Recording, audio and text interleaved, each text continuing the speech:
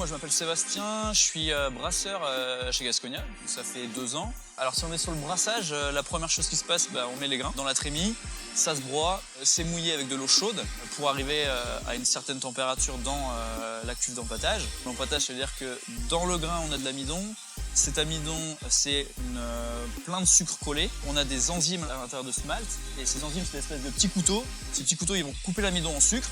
Et nous, on va laisser ça travailler gentiment pendant 1h30. Donc laisser les enzymes faire leur saccharification. L'organisation, elle est hebdomadaire, c'est-à-dire qu'on a à la fois à produire de la bière, on a à la conditionner et on a à nettoyer tous les conditionnements. Et tout ça, on l'organise sur la semaine.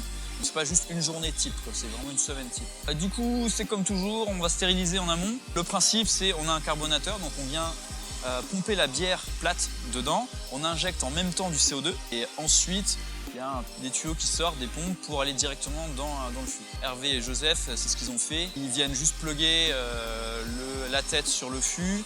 On a une petite machine là, qui compte 20 litres et on enchaîne, on vide la cuve comme ça, on a 2000 litres et ça fait à peu près un peu plus de 100 fûts.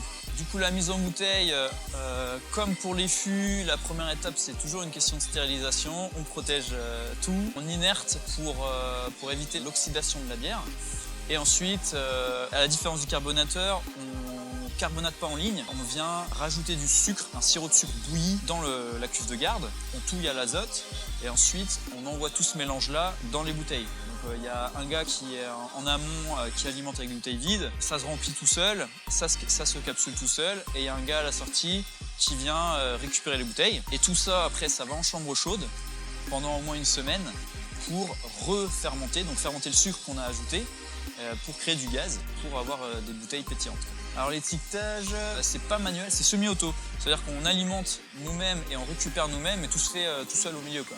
Donc on alimente les bouteilles, celles qui étaient en chambre chaude auparavant, on les a goûtées avant pour vérifier que la fermentation est bien terminée, ça a bien déroulé. On vient régler notre machine avec l'étiquette et après on l'alimente, ça se fait tout seul, on met le numéro de l'eau parce qu'il y a des questions légales.